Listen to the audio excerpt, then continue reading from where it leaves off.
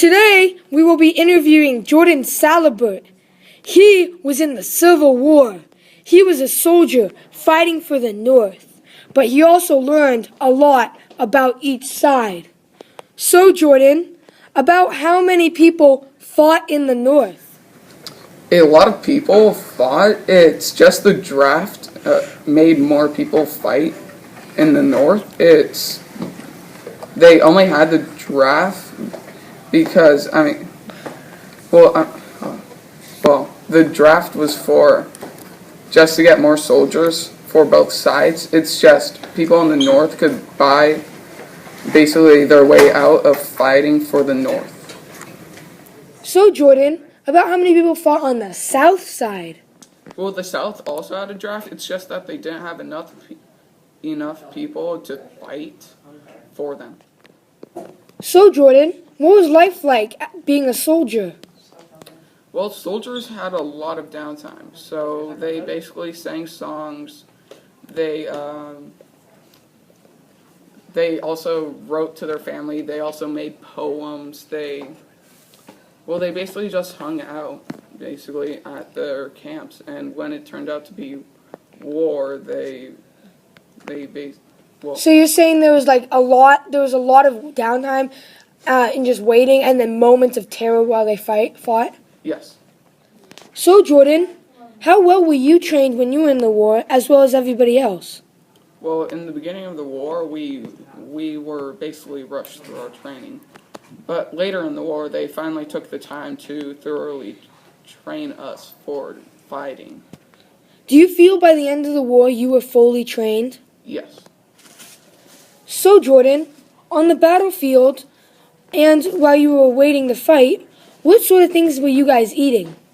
Well, beans and rice, those were most commonly eaten. Also, pork.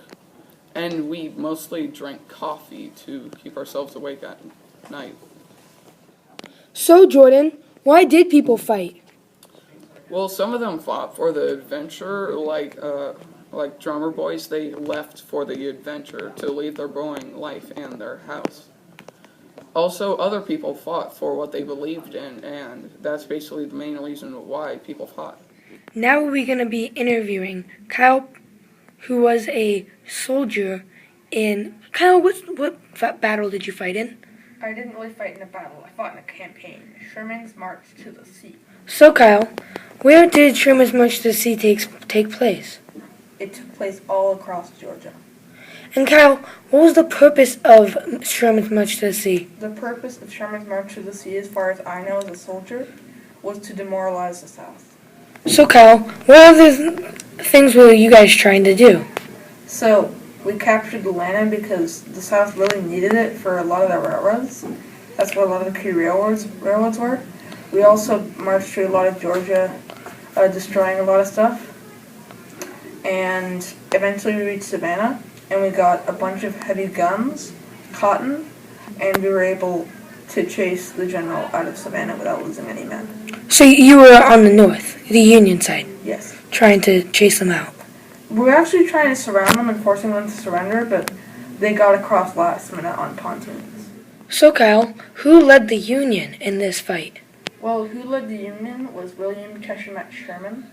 He became very famous after he did his march to the sea. Was it his idea for the march? Yes, it was. And it was his plan to destroy the supplies? Yes, it was. And who was the Confederacy, the defense leader Well, in this battle? John Bell Hood was the defense leader. He didn't really defend very well. And, yeah, that was the leader. Okay. So, Kyle, when did this battle or this campaign take place? So it started, I think, in March of 1864, and it ended in December of 1864. So who won? Pretty obviously the North won, because they captured kind of major cities. So how did they win? They won by basically having way more troops and capturing a bunch of cities that were very important to the South. So, Kyle, are there anything else that you could tell us about this campaign? Well, the thing is that it was really sad because we found a bunch of slaves, and we found a bunch of our own allies locked up they were like very slim. They didn't have enough food, and it was really sad, and that kind of pushed us on ish. So why would you say that you did this campaign? Well, we did it to basically more or less end the war before Ulysses S. Grant invaded later and took the capital of Richmond. And also, you say that you guys had more troops. Did that make it better, or was it harder, like as in terms of feeding you guys and moving you around? We had more troops. That was actually we couldn't keep the slaves because we didn't have enough enough food to feed the slaves, but we had just enough to feed our own men. So So you guys didn't go hungry? Not really. It wasn't that bad. At least not nearly as bad as the South. So Suraj, you're a soldier that fought in the Battle of Bull Run, correct? Yes? So, what was the Battle of Bull Run like? Well, when I saw the enemy, I was so scared that I dropped my weapon and ran through the creek, and that's why my hands were all wet, because I ran through the creek. So you were just so scared of the enemy, and you just were so ill-prepared that you just started running? I just sprinted. I didn't know what to do. Yeah, I just ran. Was your leader saying anything, giving you any directions? I couldn't really hear him, because there were a lot of us who weren't really trained that well. Because he's probably saying something, but So Suraj, where did this battle take place? it took place on Bull Run Creek in Manassas, Virginia. Oh, so Suraj, who was the leader of your troops, the Union, during this battle? It's General Patterson. I forgot now. Okay.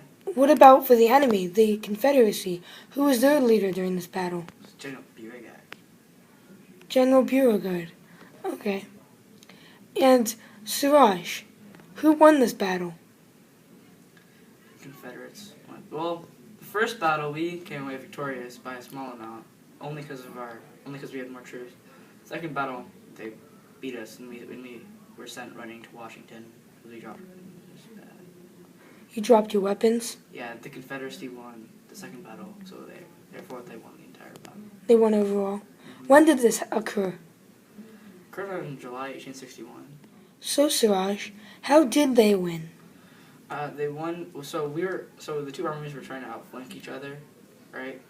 And then eventually, in the South, throughout the day, it was slowly pecking at our army, like killing a few men at a time.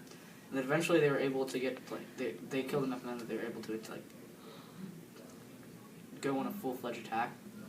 And what was the significance of this? The significance of it showed the Union that winning the war wasn't going to be easy, because they came in thinking that beating the Confederates was going to be easy, but Because they had more troops? because they had more troops, supplies, they had the Navy, they had most things. So they were. So Suraj, are there any more facts that you want us to know about the battle? It was the bloodiest battle in American history up to that point. The Union's excessive, the amount of troops they had made them slower and harder and made it harder for the general to control. Wait, so you say that the number of troops was bad? But because they had more troops, don't you think that would be a good thing? Because there's more people to fight with? Well, they were very untrained, right? And they didn't know the basic maneuvers, and the general couldn't control that many untrained troops at one time. So it wasn't. So it was just too difficult to, control. Okay, now we are going to be interviewing Jack Burleson, who was a child soldier in the war, who was forced to man up during the war. So Jack, about how many child soldiers would you say fought in the war? There were about 150,000 child soldiers in the war. And what was life like for the child soldiers? Conditions were terrible. We didn't have enough food. We were abused and beaten by older soldiers. We were sometimes even used as shields during the battle. It was pretty bad. Well, if life was so bad, then why did you want to become a child soldier? Some people thought war was glorious. I thought it would be a fun time, but it really wasn't. It was just a lot of painful, boring periods of time, and then short periods of fighting and seeing a lot of my friends die. It's not as glorious as I thought. So you went into the war thinking that it would be a fun time and people would look up to you for being a child soldier? I sort of thought that, but I also thought that it'd be good to get away from my boring routine of farm work every day. But now that I've gone through the war, I would have much rather done my boring farm work routine than gone to war. It's a terrible experience. So you said you were trying to go to the war to flee away from the boring farm work. Were there any other things that you were trying to escape from? Well, not only that, me and many other soldiers, and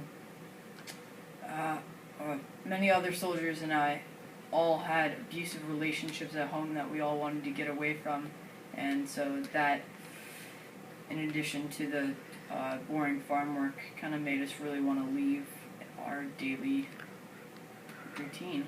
And you said that, so your daily routine was terrible, but also fighting in the war was terrible. If you could do it again, would you fight in the war? No. You would not. That was terrible. Starving and then stealing other food from, enemy civilians, it's just a terrible experience. I wouldn't do it again. Interviewing. Now we're going to be interviewing a weapons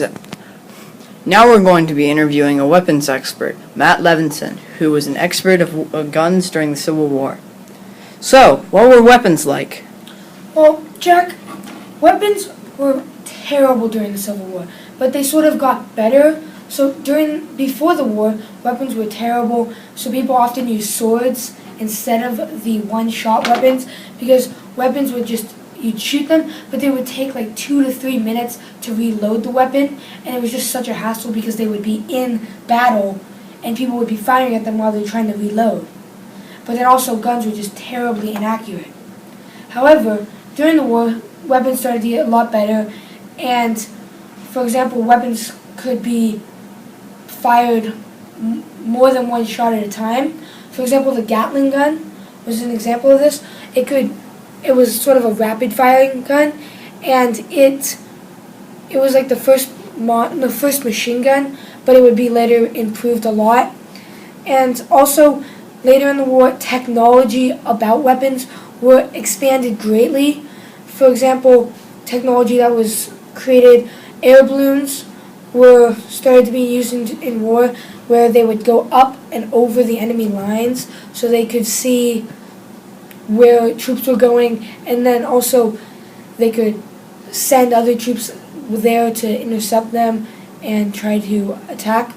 Also, ships were starting to be made out of steel instead of wood, and these ships were a lot stronger, and so they could last a lot longer.